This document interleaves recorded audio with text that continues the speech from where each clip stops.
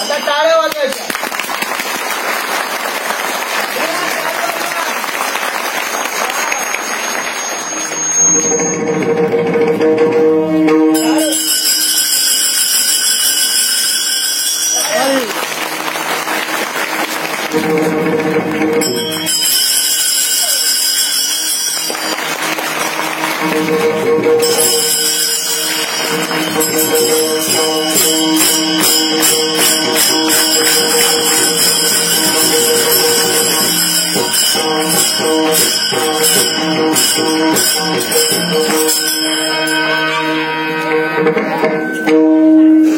भाऊ अरे दादा खाली बस ना. कोणाची वाट पाहतो हे पहा, जी मंडळी उभी राहिली त्यांनी बसून घ्या. चला लवकर या, भरपूर जागा आहे. या ना दोन मंडळी पुढे या. चला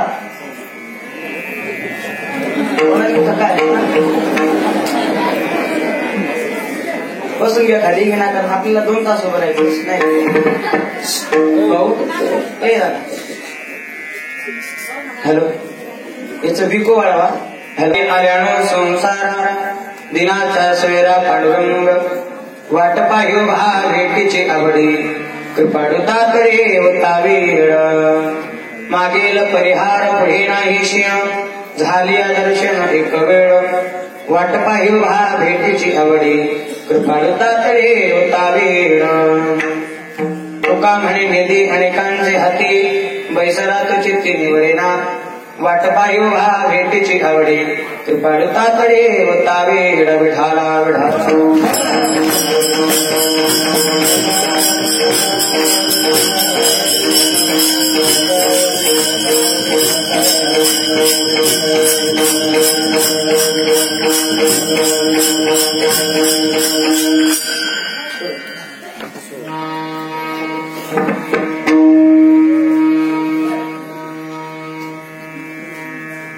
सच्चिदानंद रूपाय विश्वोत्पत्यादि हेतवे अपत्रय विनाशाय श्री कृष्णाय वयं नमः। राधा मेरे स्वामिनी मैं राधे जुको दास जन्म जन्म दीजियो श्री वृंदावन को वास समचरण सरोजं सान्द्रनीलाम्बुदाभम् जगन्निहित पाणिं मण्डनं मण्डनानाम् तरुण तुलसी माला कंदरं कंजनेत्रम् सदयदवलहासं विठ्ठलं चिंतयामि। पांडुरंगा कुरु प्रथम नमन दुसरे चरण संतांची त्यांच्या कृपादाने कथेचा विस्तारो बाबाजी सद्गुरु दास तुका ओम नमो ज्ञानेश्वरा करुणा दयाळा तुमचा अनुग्रह लादलो पावन घालो चराचरी सरस्वती माते द्यावी मज स्फूर्ती येतो पापडते तुझ लागी आपुल्या बाळाचे घरी आता हाती न करी फजिती जनामध्ये ऐसे नमन करुणे सकळा हरिकथा बोली गोबडिया बोला अज्ञानी म्हणून आपुल्या बाळा चालिवे सकळा नामाने विठाला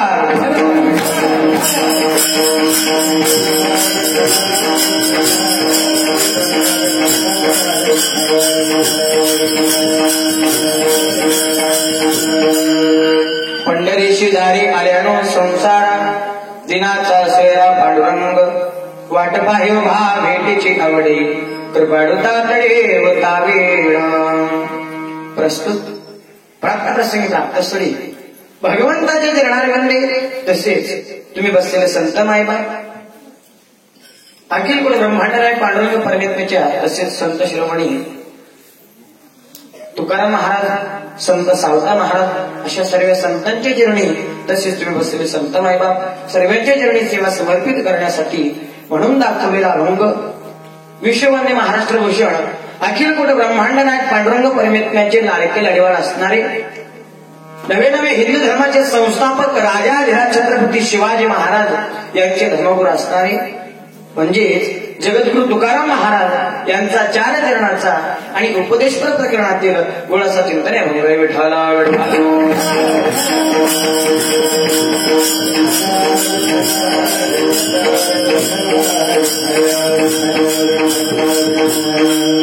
अभंग जगद्गुरु तुकाराम महाराजांचा आहे, 4 चरणाचा आहे आणि उपदेशपर प्रकरणातील आहे. आता तुकाराम महाराज या अभंगामध्ये उपदेश करतात की बाप हो तुम्ही पंढरपुराला जा, पंढरीशी दारी. हा उपदेश केला पण नेमकं कोणाला केला? आल्यानो संसारा जन्माला आलेल्या जीवाला. आता मला एका प्रश्नाचं उत्तर द्या. संसार कोण करतं? माणसं करतात का जनावर करतात? वा अशी उत्तर देणारी माणसं पाहिजे बरं का, नाही कीर्तन स्वतःच्या कीर्तनात झोप लागते. संसार माणसं करत असतात आणि तुकाराम महाराज त्या माणसांना सांगतात की बाप हो तुम्ही या संसारामध्ये जन्माला आलेला आहात म्हणून तुम्ही मानव आहात म्हणून तुम्ही काय केलं पाहिजे? पंढरपूरची वारी केली पाहिजे, पांडुरंगाची भक्ती केली पाहिजे. म्हणून नरदेहामध्ये आल्यानंतर एकदा पंढरपूरची वारी करा. का करायला सांगितली वारी? कारण दिनाचा सोयरा पांडुरंग, तो भगवान परमात्मा दिनाचा सोयरा आहे म्हणून त्याची भेटी करता तुम्ही पंढरपुराला गेलं पाहिजे. जर पंढरपूरची वारी घडत नसेल तर हा नरदेह काही कामाचा नाही. म्हणून नरदेहात आल्यानंतर पंढरपूरची वारी करा. जर कधी तुम्ही पंढरपूरला गेला तर तो भगवान परमात्मा तुमची वाट पाहत त्या पंढरपुरामध्ये उभा आहे. वाट पाहे उभा भेटीची आवडे कृपाळू तातडी उतावळ. तर भगवान परमात्मा तुमची वाट पाहत त्या पंढरपुरामध्ये उभा आहे म्हणून त्याची भेटी करता तुम्ही पंढरपुराला जा. आता काही लोक म्हणणार महाराज आम्ही आतापर्यंत पंढरपुराला गेलो नाही, आम्ही पांडुरंगाचं दर्शन घेतलं नाही, कोणत्या देवाची भक्ती केली नाही, मग आम्ही करायचं तरी काय? मग तुकाराम महाराज म्हणतात मागेल परिहार पुढे नाही शेण. मागे तुम्ही जर करत गेला त्याचा विचार मनामध्ये आणू नका. मागील परिहार पुढे नाही शेण. मागचं जे झालं ते सोडा आणि याच्या पुढे तुम्हाला काय करायचं त्या गोष्टीचा विचार करा मनामध्ये. मग याच्या पुढे तुम्हाला काय करायचंय? झाले या दर्शन एक वेळ.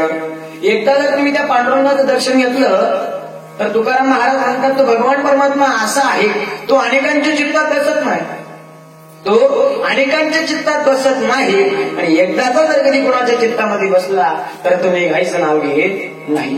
तुका म्हणे नेदे अनेकांचे हाती वैसला तू चित्ती निवडेना. वाट पाहिजे वा भेटीची आवडी कृपाडू तातडे व तावेळ विठाला विठाला.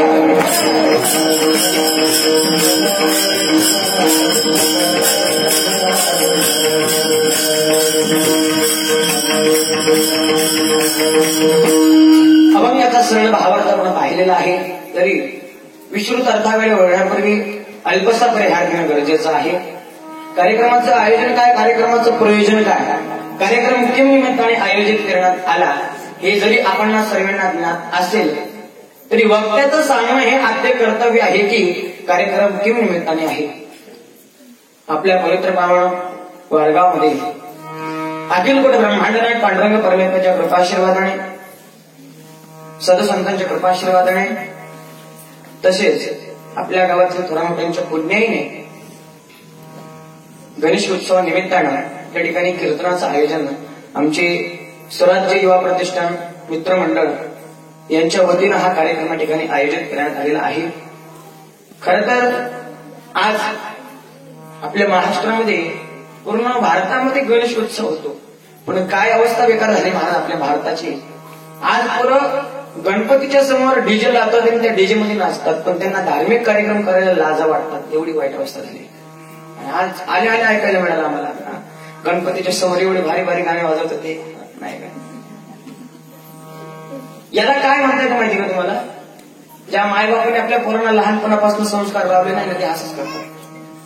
म्हणून आपल्या पोरांना संस्कार द्या आणि आज या मंडळाचं किती जरी आभार मानले तरी कमी आहे. एकटा यांच्यासाठी जोरदार टाळी वाजवा, जोरदार टाळी वाजवा. काय महाराज हे मंडळ आणि काय त्या मंडळाचे अध्यक्ष आमचे दीपक भाऊ कोरडे. खरंच यांचं किती जरी कौतुक केलं, किती जरी वर्णन केलं तरी कमी नाही का. कारण आज अशा तरुणांची भारताला गरज आहे.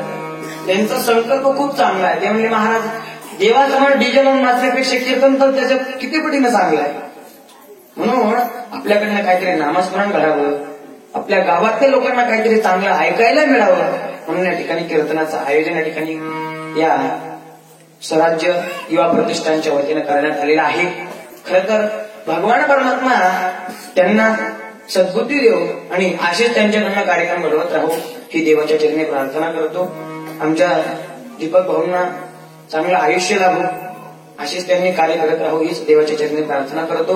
आणि या कार्यक्रमाकरता उपस्थित असलेले सर्व गुरुजन मंडळी आणि विशेष म्हणजे आदरणीय आपल्या परिसराचे PSI नाही का, PSI मोहिते साहेब, हरिभक्तीपरायण सर्व गावातील भजनी मंडळ असेल आहे का, सर्व गुरुजन मंडळी असतील आणि विशेष म्हणजे एक स्त्री शक्ती नाही का. म्हणून आपले सर्वांचे लाडके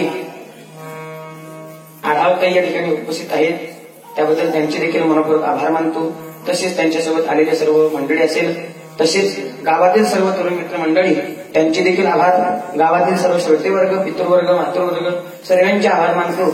आणि या कार्यक्रमाकरता उपस्थित असलेले सर्व महाराज मंडळी एक होणार बळीने अगदी वर्णन करावं तेवढं कमी अशी महाराज मंडळी या ठिकाणी उपस्थित आहेत. त्याबद्दल त्यांचे आभार मानतो. चोपदार बाबा असतील, विनेकरी बाबा असतील, गायनाचारी मंडळी असेल आणि एक आपल्यासाठी महिला मंडळीसाठी लहान मुलींसाठी एक आदर्श घ्यायला पाहिजे. जी पूर्वी पक्वाद होते काय ना तुमचे ज्ञानेश्वरी ताई, खरं तर यांच्यासाठी जोरदार टाळी वाजवा. कारण आज स्त्रियांकडे कोणत्या नजरेने पाहतात लोक आणि आज त्यांनी जे आपल्या जीवनामध्ये लोकांना आदर्श दिलेला आहे. फोन काय नसतो बंद करायचं, सायलेंट करून काम करायचं. आज खरं तर त्यांचं किती जरी वर्णन केलं तरी कमीच आहे. तसेच सर्व तरुण मंडळी त्यांचे देखील आभार मानतो. आता जास्त काही न बोलता फक्त एकच बोलतो. वारकरी संप्रदायाशी निगडीत असणारे टाळकरी, माळकरी, वेणेकरी, मृदंगाचार्य, गायनाचार्य, कीर्तनकार, कीर्तनाला आलेले, जे कधी कीर्तनाला येत नाही ते, जे येणाऱ्याला येऊ देत नाही ते, जे कीर्तनात येतात फक्त चांगली चप्पल चोरून येण्यासाठी ते, ज्यांना माहिती आपल्या गावामध्ये कीर्तनाचं आयोजन करण्यात आलेलं आहे तरी देखील गणपती समोर पत्ते कोटत बसले ते, अशा सर्वांच्या चरणी दंडावर घालतो आणि आपल्या सेवेकडे उठतो. विठाला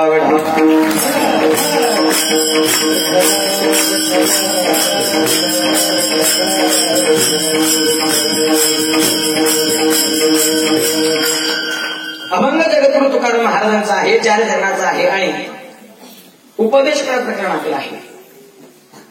आता एकदम मोठ्या प्रेमाने मी जे सांगतो ते करा.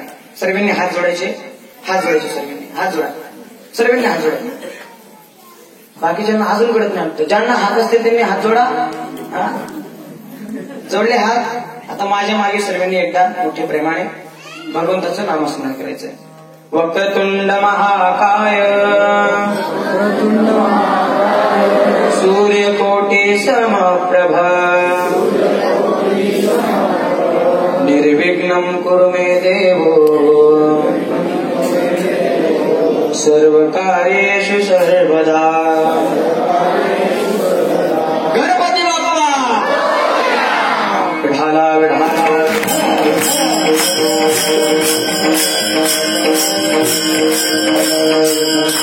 आज कशा निमित्त आपण एकत्र आलो ते सर्वात महत्वाचा मुद्दा आहे. दरवर्षाला मावशी हो अक्का काय चाललंय, चांगले काय मला सांगा. आपल्याकडे हे जास्त वेळ. आता ज्या निमित्तानं आपण एकत्र आलो ते निमित्त म्हणजेच गणेशोत्सव. वर्षातून एकदा येणारा गणेशोत्सव. हा उत्सव आपण खूप आनंदाने साजरा करतो. पण या उत्सवाच्या दिवशी काही काही लोक या उत्सवामध्ये कोणी वाईट काम करतं तर कोणी चांगले काम करतं. कोणी कीर्तन ठेवतं, कोणी भजन ठेवतं, तर कोणी तमाशे ठेवतात, कोणी ऑर्केस्ट्रा ठेवतात. पण आज एक मला सांगायचंय, आज ज्या देवाला आपण एवढ्या प्रेमाने आणतो ज्या देवाला आपण ज्याचं नामस्मरण करतो, ज्याची भक्ती करतो. आता जर कधी पाहिलं मार्गाने विचार केला तर प्रत्येक ठिकाणी शुभ कार्य असलं का एकच म्हणतात श्री गणेशाय नमः, श्री गणेशाय नमः. हे का म्हणतात याचं कारण आहे. देवाला आज एवढं अग्रगण्य स्थान का मिळालं याचं कारण आहे. भगवान गणेशजी आणि कार्तिकेयजी यांच्या दोघांमध्ये भांडण होऊ लागले. कार्तिकेय म्हणले मी मोठा, गणेशजी म्हणले मी मोठे. मी मोठा, मी मोठा, मी मोठा, असं दोघांचं भांडण चालू लागलं. आता दोघांचं भांडण चालतं तेवढ्यात नारद महर्षी आले. नारद महर्षीने सांगितलं म्हणले दोघं कशाला भांडतात. अहो म्हणले काय सांगू तुम्हाला. गणेशजीने सांगितलं म्हणले दादापेक्षा मीच मोठा आहे म्हणले. लगेच कार्तिकेय स्वामी म्हणा मी मोठा म्हणले याच्यापेक्षा. मग त्यावेळेला नारद महर्षीने सांगितलं तुम्ही दोघेही श्रेष्ठ आहात, तुम्ही दोघेही मोठे आहात, पण तुमच्यापैकी कोण मोठा हे जर ठरवायचं असेल तर जो अगोदर पृथ्वीला प्रदक्षिणा मारून येणार तो सर्वात मोठा मानला जाणार. मग आता कार्तिकेय स्वामी निघाले महाराज. आपल्या वाहनावर बसले. त्यांचं वाहन काय होतं मोर. त्यांच्या वाहनावर बसले आणि निघाले. त्यांचं वाहन चांगलं होतं. गणेशजी विचारत पडले गणेशजींचं वाहन काय उंदीर. आता म्हणले एका एमएटीवर जर कधी दिल्लीचा प्रवास करायचा म्हणलं तर कसं होणार आहे. भगवंताने विचार केला आपल्याला तरी शक्य नाही. मग त्यांनी युक्ती लढवली. भगवंताने युक्ती लढवली. भगवान शंकर आणि पार्वती मैया आसनावर बसलेली होती ध्यानस्थ. भगवान गणेशांनी आपल्या आईवडिलांना नमस्कार केला आणि त्यांना दोघांना प्रदक्षिणा घातली. आणि कार्तिकेय स्वामी इकडं पृथ्वीला प्रदक्षिणा घालताय एवढ्यात ते नारद महर्षींनी पाहिलं आणि नारद महर्षींनी ठरवलं की सर्वात मोठे जर कधी कोणी असतील तर ते फक्त गणपती बाप्पा आहेत. का?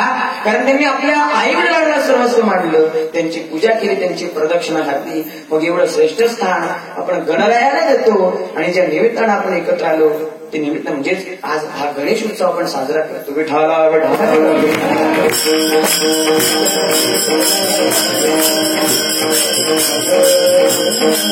नरदेहामध्ये आल्यानंतर एक लक्षात ठेवायचं तुम्ही कोणत्याही देवाची भक्ती करा चालेल, गणरायाची केली चालेल, तुम्ही कोणत्याही देवाची भक्ती केली चालेल, पण नरदेहामध्ये आल्यानंतर आपण भक्ती केली पाहिजे. आता तुकाराम महाराज म्हणतात तुम्ही पंढरपूरची वारी करा. पंढरपूरला जायला सांगितलं, उपदेश केला. पण असं एका आमच्या गावातल्या एका माणसाला आम्ही सांगितलं, म्हटलं दादा अहो तुम्ही देवाची भक्ती करा, पंढरपूरची वारी करा.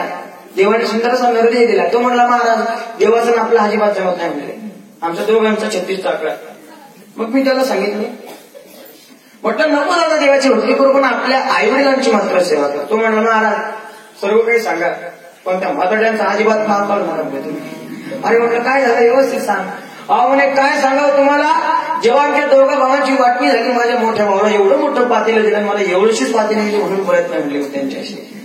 मग मी त्याला सांगितलं म्हटलं भाऊ तू आईवडिलांची सेवा करत नाही, देवाची भक्ती करत नाही, मग नेमकं करतो तरी काय रे. त्यांनी घड्याळीकडे पाहिलं म्हणजे महाराज संध्याकाळचे 6 वाजले मला कधी घरी जाऊ द्या कारण आरतीचा टाइम झाला म्हणजे. माझ्या डोक्यात खटकलं. ती निघून गेलो. मी विचारात पडलो.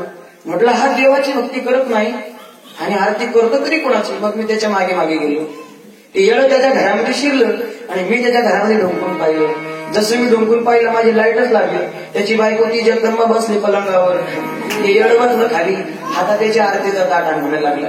ओम जय पतने देवा मैया जय पतने देवा, पतने बैठे पलंग पर पति करे सेवा. ओम जय पतने देवा. जय देवी जय माझे बायको तुझे जे साक्षी देते मी. महिला मंडळीला हसत आहे महाराज ह्या बरोबर असं नाही कळलं. पाहणं ते किती टकला मागत आहे त्यांच्याबद्दल काही काही म्हणत असतील बरं का. महाराज जे आते म्हणतायत गड्या उद्या आपल्याला करायची म्हणजे करायची या भानगडीत पडायचं. काही काही माय मावले आपल्या पतीला अगदी मोठी ठेवतात बरं का. मोठी कळतं ना धाकात ठेवतात. धाकात कशी असते त्यांच्या वस्तू तुम्हाला माहिती. सकाळी उठल ते नवऱ्याला भांडी घासा बसविते हात नाही घालत धाकात हात नाही घालत धाकात कळायला कशी असतात माय मावल्या. अवस्था तशी झाली महाराज काय करा. पण एक लक्षात ठेवा बापू हृदय हात आल्यानंतर आपल्याला हे करायचं नाही. काय करायचंय देव्या देवा भजन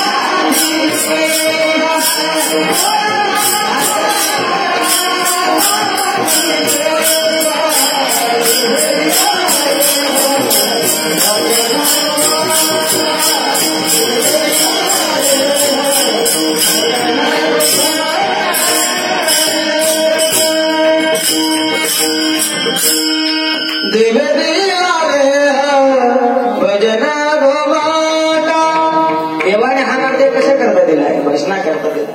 म्हणून त्याचा उपयोग आपण भजना करता केला पाहिजे. जर नरदेहामध्ये आल्यानंतर देवाची भक्ती घडत नसेल तर हा नरदेह काही कामाचा नाही. आता काही लोक देवाची भक्ती करतात महाराज, पण स्वार्थापोटी करतात. आता एका स्त्रीला पुत्र संतती होत नव्हती, मग तिने गणपती बाप्पाला नवस केला, गणेश उत्सवामध्ये देवाला नवस केला आणि देवाला म्हटलं, देवा मी तुझे उपवास करेन आणि मला पुत्र संतती प्राप्त होते.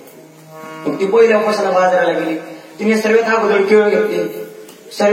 केळं घेतली, वरून बटाटे टाकले, कांदे टाकले, सर्व काही टाकले. मग त्यांचं काय होणार? उत्तर द्या, काय होणार आहे?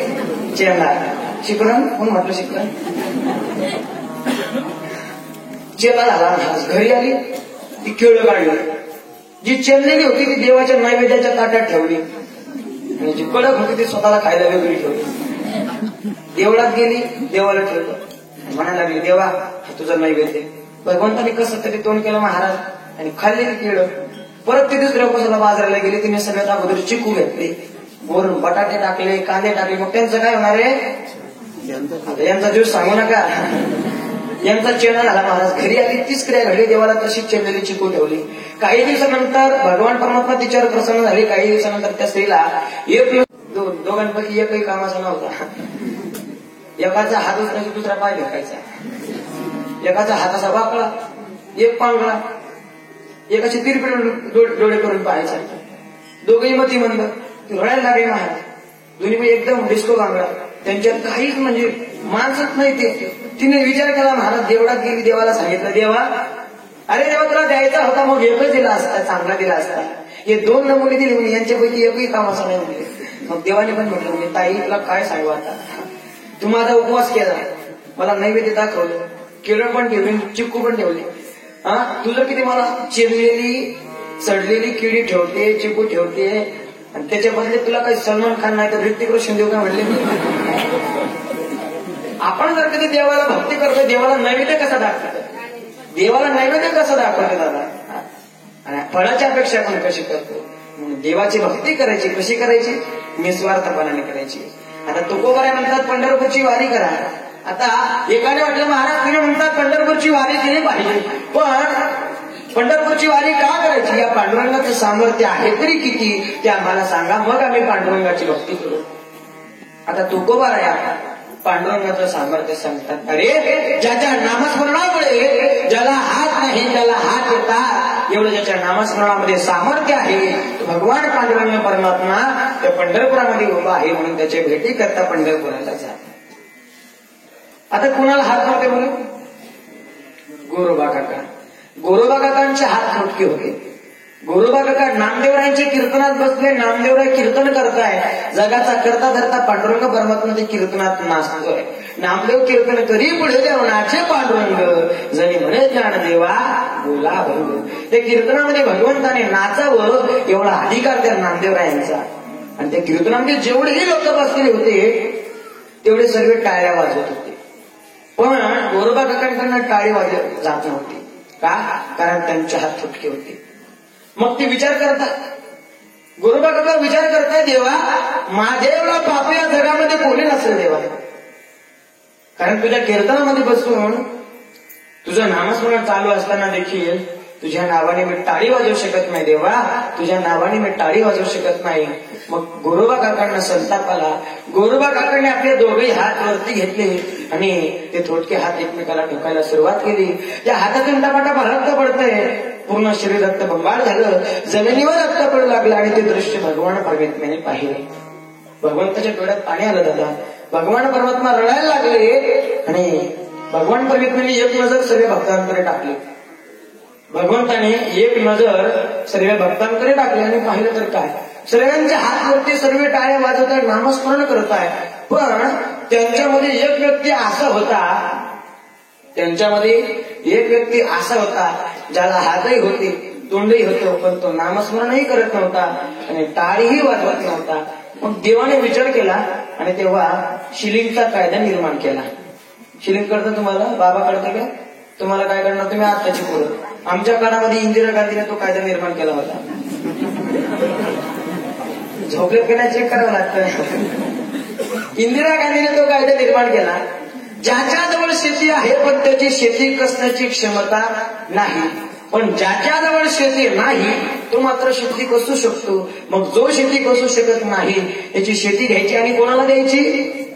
जो शेती कसू शकतो त्याला. मग याला म्हणतात शिलिंगचा कायदा. तेव्हा भगवान परमेश्वराने आपल्याला एक संदेश दिला, माय बाबू, ज्याचे हात भजनात कामी आले नाही त्याचे हात ऍक्सिडेंटच्या रूपाने जातील, नाही तर लक्ष्म्याच्या रूपाने जातील. म्हणून महिला मंडळ हात कशा करते दिले देवाने? टाळी वाजवायला का पोळ्या लाटायला? लाटण्याला पप्प्याला हाणायला का पप्प्याच्या बापाला मारायला? बोला कशा करता दिले देवाने? टाळी वाजवण्याकरता दिले. इंद्रिय हात पाय काढून मुख बोलाय वचन. आता जर टाळी वाजवली तर टाळी वाजल्याचा फायदा काय? टाळी वाजल्याचा फायदा विज्ञानाच्या दृष्टीने कोणता फायदा होतो आहे का? जो व्यक्ती दिवसाला 300 टाळ्या वाजवतो, दिवसाला 300 टाळ्या वाजवतो, त्याला हार्ट अटॅक होत नाही. याचं कारण का हार्ट अटॅक होत नाही? जर टाळी वाजवली तर आपल्या हाताच्या रक्तवाहिन्या बंद पडत नाही आणि आपल्याला हृदयविकाराचा झटका येत नाही. मग फायद्याची गोष्ट आहे का नाही?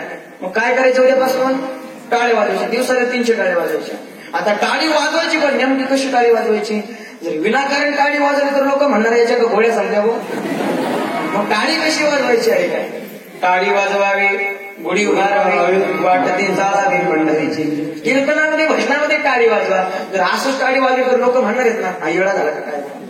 म्हणून कीर्तनामध्ये जर टाळी वाजवली, आता हा झाला विज्ञानाच्या दृष्टीने फायदा. कुठला? हार्ट अटॅक होत नाही, हा विज्ञानाच्या दृष्टीने फायदा. पण शास्त्राच्या दृष्टीने कुठला फायदा आहे का?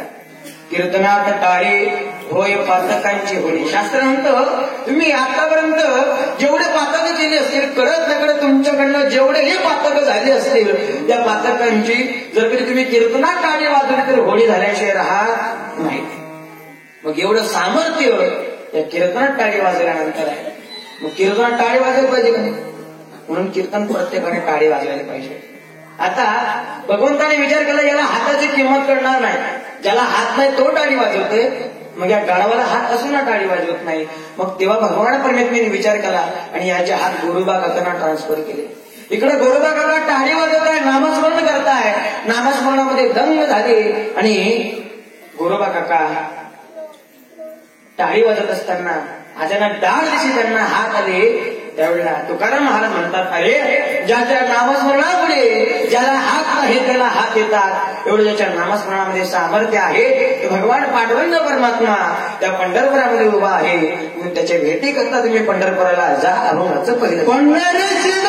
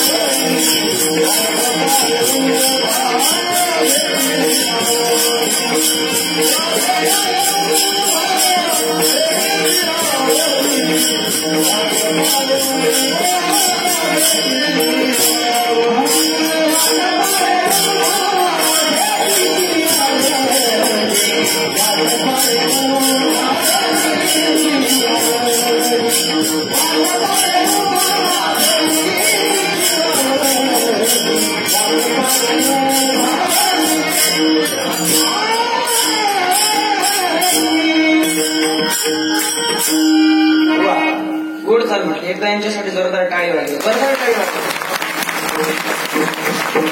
हे गाना अगर जुबान से हो तो उसे धंधा कहते हैं गाना अगर जुबान से हो तो उसे धंधा कहते हैं गाना अगर गले से हो तो उसे आलसीपन कहते हैं गाना अगर गले से हो तो उसे आलसीपन कहते हैं लेकिन गाना अगर दिल से हो तो उसे भगवान की भक्ती कहते हैं अशा गाण्याला भगवंताची भक्तीच म्हणता येणार नाही काय गाणारी मंडळी तरवेज आहे आणि वाजवणारी देखील तरवेज आहे अशी मंडळी लागणं म्हणजे कीर्तन करायचं भाग्य असतं बरं का खरंच हे आज माझं परम भाग्य अशी मंडळी लागली आता तुकाराम महाराज म्हणतात तुम्ही पंढरपूरची वारी करा का कारण दिनाचा सोयरा पांडुरंग म्हणून तुम्ही पंढरपूरची वारी केली पाहिजे जर पंढरपूरची वारी घडत नसेल तर हा नरदेह काही कामाचा नाही म्हणून एकदा पंढरपूरची वारी करा जर पांडुरंगाचं दर्शन घेतलं तर तुकाराम महाराज म्हणतात तुमचं नरदेह करायचं सार्थक होतं तुका म्हणे जन्मा आल्याचे सार्थक विठ्ठलाचे एक देखले पांडुरंगाचं जर एकदा दर्शन घेतलं तर तुमचं नरदेह करायचं सार्थक होतं म्हणून एकदा पांडुरंगाचं तुम्ही दर्शन घेतलं पाहिजे आता एका साधकाने प्रश्न केला महाराज तुम्ही म्हणतात पंढरपूरची वारी करायला पाहिजे पण बैलाने जावं म्हशीने जावं कुत्र्याने जावं गाढवाने जावं आम्ही का जायचं पंढरपुराला मग तुकाराम महाराज म्हणतात आता मला एका प्रश्नाचं उत्तर द्या महिला मंडळ बैल पंढरपूरची वारी करू शकतात का तुम्ही असं कधी पाहिलं का गावात हे 100-150 बैल जमली बुवा गड्यात टाळपा खवाज विना घातला आणि डायरेक्ट पंढरपूरच्या वारीला गेली पाहिलं का असं कधी महिला मंडळ बोलत चला तुम्ही झोपले का काय नाही पाहिलं अरे तुका त्यांच्या कॅटेगरीत आली नाही काय बैला पंढरपूरची वारी करू शकत नाही कारण बैल ते बैल असतात माणसं ते माणसंच असतात पंढरपूरची वारी कोण करतं माणसं करतात माणसाला सांगायची गरज नाही की बाबा तो पंढरपुराला जा पण बैल जातात का जात नाही हे बघा शब्दशा अर्थ कोणी घेऊ नका नाहीतर काही लोक म्हणणार महाराज आम्ही पंढरपूरची वारी करत नाही मग आम्ही काही बैल आहोत का असं माझा म्हणण्याचा उद्देश आहे बैल पंढरपूरची वारी करू शकतात का नाही आता पुरुष वर्ग तुम्ही उत्तर द्या गावात सप्ताह चाललाय बा गावातले 10-12 म्हशी पहाटे सुटले 4 वाजेला आंघोळ केल्या काकडा ताट तयार केलं डायरेक्ट काकडा आरतीला आल्या पाहिलं का असं कधी नाही बैल पंढरपूरला जाऊ शकत नाही आणि म्हशी काकडा आरतीला येऊ शकत नाही काय येऊ शकत नाही का कारण पशु काय पाप पुण्य जाणते उत्तम मध्यम भोग भोगिती त्यांना पाप पुण्याची जाणीव नाहीये म्हणून तुकाराम महाराज म्हणतात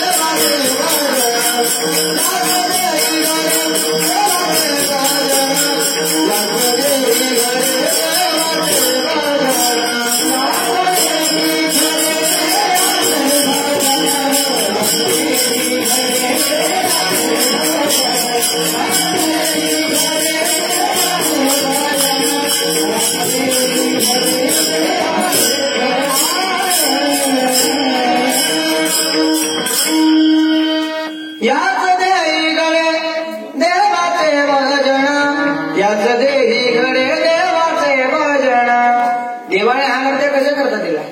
भजना करता दिला. इतरत्र देहामध्ये देवाचं भजन करणं शक्य नाही. म्हणून याच देही घडे देवाचे भजन आणि काही ज्ञान नाही कुठे. आता चाल ऐकल्यानंतर बऱ्याच मंडळीच्या गावाला हसवत हसू येणारच आहे महाराज. का? कारण चाल सर्वांच्या लक्षात आली नाही का? तरुण पोराला हसू येऊची गोष्ट नाही, लहान लहान पोरांना हसू येऊची गोष्ट नाही, म्हातारे उड्या मारायला लागल्या चालू. बरं सांगा मला तुम्ही गाणं कुठलं रे? जिंदगी शेपरेशन. तुम्ही तरी सांगा गाणं कुठलं रे? रश्के कमाल. वा, जिकडून उत्तर अपेक्षित होतं तिकडून उत्तर आलं नाही, दुसऱ्याकडूनच उत्तर आलं. मेरे रश्के कमाल तूने पहली नजर जब नजर से मिलाई मजा आ गया. ते गाणं आपल्या कामाचं. त्या गाण्याकडे अजिबात लक्ष नका, फक्त स्वर धरा. तुम्ही मोबाईलमध्ये स्वर चालू करा. देवाने हा नृत्य भजना करता दिला. याच देहामध्ये देवाचं भजन घडतं, इतरत्र देहामध्ये देवाचं भजन घडत नाही. म्हणून नरदेहामध्ये आल्यानंतर मानवाने देवाची भक्ती करायलाच पाहिजे. आता तुकाराम महाराज म्हणतात पंढरपूरची वारी करा, पांडुरंगाचं दर्शन घ्या. जर पांडुरंगाचं दर्शन घेतलं तर नरदेहा करायचं सार्थक होतं. हा नरदेह पुन्हा पुन्हा भेटणार नाही.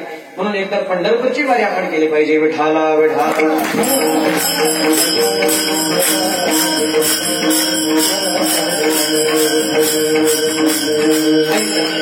मांडी घालून महाराज चांगले काही आपण कीर्तनात बसलं का तमाशात बसलंय? ऐका, कीर्तनात कसं बसलं पाहिजे याला सुद्धा काहीतरी शास्त्र आहे. मांडी घालून कीर्तनात बसतात हे लक्षात ठेवा. आता ही कीर्तनात आले, जेवढी म्हातारी मंडळी इथे बसली तेवढ्या म्हातारी मंडळीत माझं एकच सांगायचं आहे, तुम्ही उद्यापासून कीर्तनाला यायचं नाही. कारण तुमची गरज कीर्तनात नाहीये, तुमचं झालं जीवन. आज कीर्तनात गरज कोणाची? लहान पोरांची, तरुण पोरांची. उद्यापासून तुम्ही कीर्तनाला येऊ नका. तुमच्या पोराला घेऊन कीर्तनाला या, तुमच्या नातवाला घेऊन कीर्तनाला या. का? कारण आज ते आपलं भविष्य आहे. आज त्यांच्या डोक्यात चांगले विचार केले तर त्यांचं भविष्य उज्ज्वल झाल्याशिवाय राहणार नाही. म्हणून आपल्या पोरांना संस्कार द्या आणि कीर्तनात आणत चला, कारण ते आपलं भविष्य आहे. आता आज पोरांना संस्कार राहिले नाही. दादा पोरांना संस्कार राहिले नाही. पोरं कुठेही काही बोलून टाकतात. याचं कारण संस्कार. आता एक महाराज गुरुजी होते. गुरुजींची त्यांच्या मिसेसची दोघांचे भांडण झाले. गुरुजी संध्याकाळी उपाशी पुढे झोपले. सकाळची शाळा होती, उद्या शनिवार होता. सकाळची शाळा होती. मग गुरुजी लवकर उठले, आंघोळी करता बाथरूम मध्ये गेले. तोपर्यंत गुरुजींच्या मॅडमांची, गुरुजींच्या मिसेसची आणि पोराची आंघोळ झाली होती. दोघांनी आंघोळी केली. मॅडम स्वयंपाक करत होते आणि पोरगा बसलेला होता. मग गुरुजी जसे बाथरूम मध्ये गेले तसा दाट दिशा आवाज आला. मग या बाईनं तिच्या पतीला नाही विचारलं. तिच्या पतीने विचारलं, त्या पोराला विचारलं. म्हणले पप्पा काय झालं, काय करे? मग पप्पाने विचारलं, म्हणले का हो पप्पा काय झालं? काय नाही रे बाळा, म्हणे माझा बड्यान पडला. म्हणे अहो पप्पा म्हणे एवढं खोटं बोलतात का म्हणे तुम्ही? बड्यांचा एवढा आवाज येतो का? म्हणले अरे गधड्या गोण्यांमध्ये मी पण होतो म्हणून एवढा आवाज आला. म्हणे लागला महाराज गुरुजींना. गुरुजींना लागलं. लंगडत पिशवीत बाहेर आले, कपडे घातले आणि शाळेत आले. खायला मिळालं नाही महाराज गुरुजींना. उपोषी आले. पहिल्या सुटीपर्यंत कसं तरी शिकवलं. मधली सुटी झाली. आता मधली सुटी झाल्यानंतर पोरं काय करतात रे? वा जेवण करतात. मधली सुटी झाल्यानंतर पोरं पटापटा डबा उघडायला लागले. आता गुरुजींचं लक्ष गेलं डब्यांकडे. नाहीतर काय काय गुरुजींचं लक्ष पोरांकडे नसतं, फक्त डब्यांकडेच असतं. गुरुजींचं लक्ष गेलं डब्यांकडे. मग गुरुजींनी त्या पोरांना सांगितलं, म्हणजे पोर हो ऐका रे, मी आज काही डबा आणला नाही, आज मला तुमच्या डब्यामध्ये डबा खायचा नाही. पोरं म्हणू लागले गुरुजी you don't worry tension not, तुम्ही आमच्यामध्ये डबा खाऊ. मग पोरांनी सांगितलं, म्हणजे गुरुजी मी आणली खिचडी. दुसऱ्याने सांगितलं मी आणली मुगाची डाळ. तिसऱ्याने सांगितलं मी आणली पुरणाची पोळी. आता गुरुजींना पुरणाची पोळी खूप आवडायची, गुरुजींचा आवडता पदार्थ. मग गुरुजींनी त्या पोराला बोलवलं, म्हणले बाळू इकडे रे. पहिला घास घेतला आणि तोंडात टाकला. त्या पोराला ते गुरुजींनी विचारलं, म्हणले बाळू आहे जर कधी मी तुझा डबा खाऊन गेलो आणि घरी गेल्यानंतर जर कधी तुझ्या आईने तुला विचारलं डबा कोणी खाल्ला तर तू काय सांगशील? म्हणे हा 1 नंबरचा आगाव, याच्यासारखा आगाव अख्ख्या तालुक्यात सापडणार नाही. हा म्हणला गुरुजी डोंट वरी, तुम्ही चालू द्या म्हणे. जर कधी घरी गेल्यानंतर माझ्या आईने मला विचारलं डबा कोणी खाल्ला तर सांगून ती म्हणले कुत्रा खाऊन गेला. गुरुजी म्हणे काय रे भाऊ कुत्रा आहे काय? अहो गुरुजी म्हणे तसं नसतं म्हणे, हाते मी नमक जितना झूठ चलता है म्हणे. भाऊ मला तुझा डबा खायचाही नाही, मला कुत्रा व्हायचंही नाही. गुरुजींनी परत केला भारत डबा. जो घास खाल्लेला होता तो खाली पण उतरेल आणि वरती पण येईल, अशी अवस्था झाली. म्हणून आज सगळ्यात महत्वाची गोष्ट आपल्या पोरांना संस्कार देत चला. आज त्यांना कीर्तनात आणत चला. आज तो कीर्तनात व्यवस्थित बसेल, त्याच्या डोक्यात चांगले विचार जातील आणि तुमचं भविष्य, पोराचं भविष्य उज्ज्वल झाल्याशिवाय राहणार नाही. म्हणून आज कीर्तनात खरं तर किती गुणाचे असेल तर म्हाताऱ्या मंडळीची गरज नाहीये, कारण त्यांचं आयुष्य राहिलं तरी किती. आज कीर्तनात गरज तरुण मुलांचे, तरुण मुलींचे, लहान पोरांचे, लहान पोरी.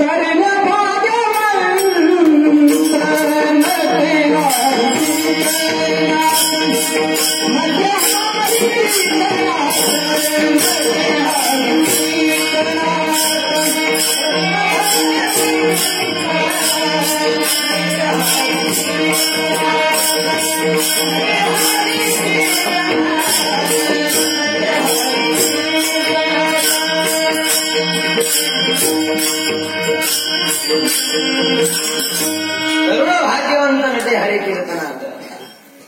म्हणून आज कीर्तनात गरज मुलांची, मुलींची. आज ते आपलं भविष्य आहे.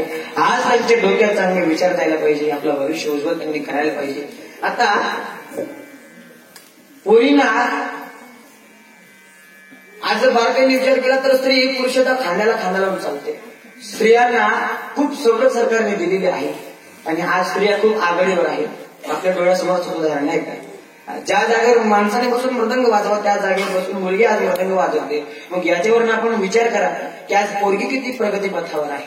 आज तुम्ही कोणत्याही शाळेत जा, 10वीचा निकाल पहा, पहिला नंबर जास्तीत जास्त मुलींनीच मारलेला आहे, नाही का? बरोबर आहे का नाही? याच्यावरून कळतं की पोरी किती हुशार आहे. आणि आज कुठंतरी त्या पोरीला मारलं जात झाला. म्हणून स्त्रीभ्रूण हत्या होऊ दे नका. आज जर तुम्ही स्त्रीभ्रूण हत्या करत असाल तर तुम्हाला ब्रह्महत्येचं पातक लागतं. अरे ती मुलगी, ती चिमुकली लहानशी पोरगी दादा, ज्यावेळेला ती त्या पोटात असते त्यावेळेला ती त्या आईला म्हणते अगं आई मला वाचव ना आई, अगं आई मला वाचव ना. अगं आई तू जर कधी ठरवलंच ना तर तुझ्या पोटाला कोणी हात देखील लावू शकणार नाही. आई अगं आई मला वाचव ना, मला हे जग पाहायचंय का आई मला हे जग पाहायचंय, मला नको ना माग आई. सांग ना ग आई मला कोण वाचवणार, तुझ्या विना जन्मासी मला कोण घालणार. दुनियेचा रंग मला कोण दाखवणार, तुझ्या विना जन्मासी मला कोण घालणार. कोणी म्हणू नाही, कोणी म्हणू काही, सोनुलीला तुझ्या जन्म दे नाही, सोनुलीला तुझ्या जन्म दे नाही. सांग ना गाई मला कोण जपणार, तुझ्या विना जन्मासे मला कोण घालणार. सांग ना गाई मला कोण वाचवणार, तुझ्या विना जन्मासे मला कोण घालणार. अगं आई तुझ्या विना मला वाचवणार तरी कोणी नाही, सांग ना. अगं आई मी जर कधी जन्माला आहे ना तर तुझं खूप नाव मोठं करीन. नाही मला जन्माला येऊ दे, खूप शिकेल मी, तुझं नाव मोठं करेन. होय ना मी मोठी शिकून मारीन भरारे, पाखरे होऊन मारीन भरारे, पाखरे होऊन जाईन दूर दूर. माझे बाबा रडणार जाईन दूर दूर, आई तू रडणार तुझ्या विना जन्मात. ती पोरी म्हणते अगं आई जर कधी राखी पौर्णिमेचा सण येईल ना, माझा भाऊ असेल ना, लहान असो किंवा मोठा असो, त्याला मी राख्या बांधून काही. राखी पौर्णिमेचा येईल सण, माझ्या ग दादाला राख्या बांधीन दोन दोन कुंकवाचा टिळा कपाळी लावणार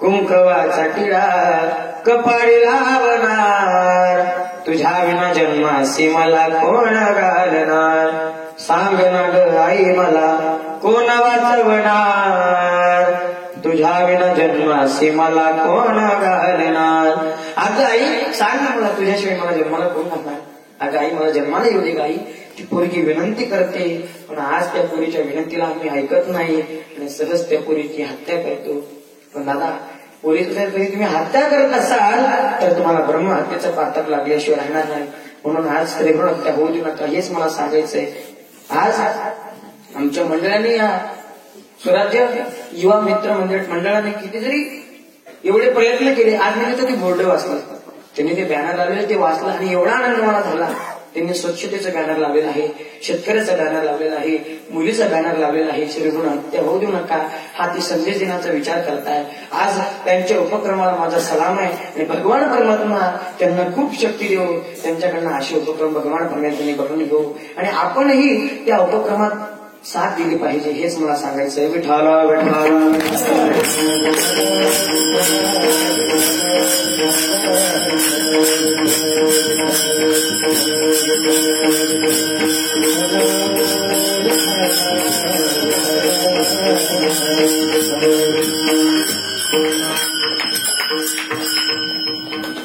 ऐका एक सूचना आहे प्रीतमताई आढाव यांनी मृदंगाचार्य ज्ञानेश्वरीताई यांना 2100 रुपयाचं बक्षीस दिलंय जोरदार टाळे वाजवा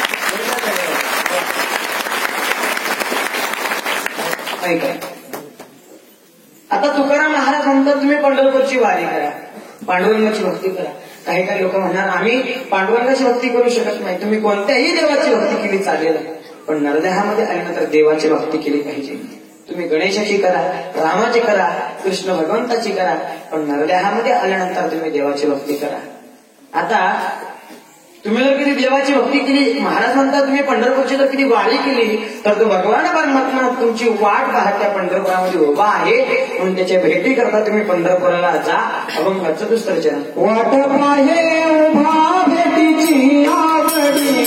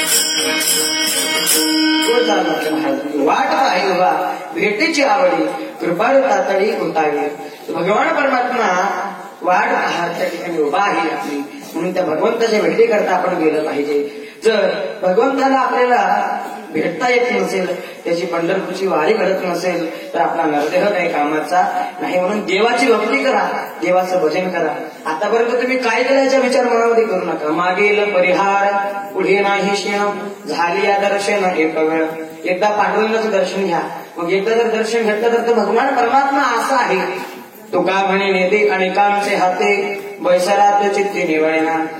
त्याला जर कधी तुम्ही आपल्या चित्तामध्ये बसवलं तर तो एकदा जर बसला तर तो निघायचं नाव घेत नाही. म्हणून त्या भगवान परमेश्वराला आपल्या अंतःकरणामध्ये आपण बसवलं पाहिजे, त्याची भक्ती केली पाहिजे, भजन केलं पाहिजे. आता भजन कसं करायचं? शुद्ध अंतःकरणाने देवाचं भजन करायचं. आता महिला मंडळ मी एक भजन म्हणणार, माझ्या मागे अगोदर तुम्ही म्हणायचं, मग पुरुष वर्ग म्हणा. चालेल तुम्हाला? सुंदर भजन म्हणत असताना अजिबात लाजू नका.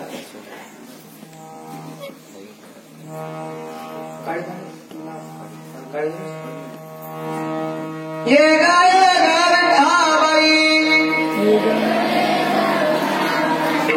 ये गाय गाय बाकीच्या काही म्हणत नाही. मावशी काय कशाला करता का नाही? काय इथं लाजू नका. हे देवाचं भजन आहे, मन मोकळेपणाने म्हणायचं. ये गाय गाय ठावाई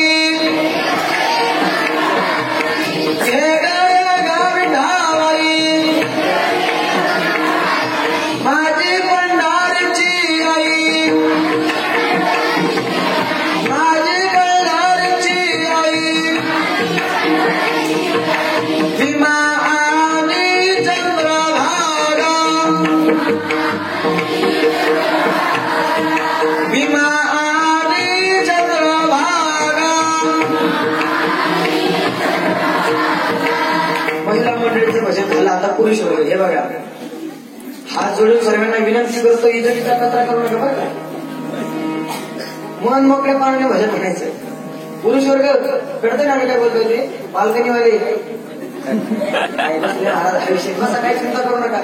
आपण मग फक्त मन मोकळ्या पाण्याने भजन म्हणायचं. हे बघा, पुरुष वर्ग हातवरती करायचे. जे पुरुष असतील त्यांनी हातावरती करा, जे महापुरुष असतील त्यांनी हात खाली राहू दिले तरी चालते. पुरुष वर्ग हातवरती करा. नाही आपण नाही महाराज, आपण काही कॉन्ट्रॅक्ट घेतलाय का? मोठ्या प्रेमाने पुरुष वर्ग हातवरती करा आणि भजन करायचं. विठोबा